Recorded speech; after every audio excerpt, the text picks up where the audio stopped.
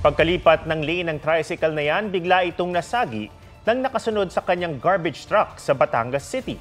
Halos tumagilid ang tricycle dahil sa lakas ng impact. Nahulog din ang tricycle driver at nagpagulong-gulong sa kalsada.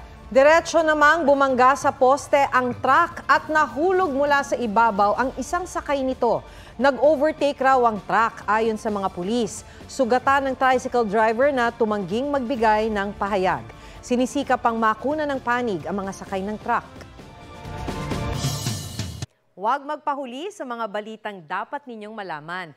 Mag-subscribe sa GMA Integrated News sa YouTube. Sa mga kapuso abroad, subaybayan nyo kami sa GMA Pinoy TV at sa www.gmanews.tv.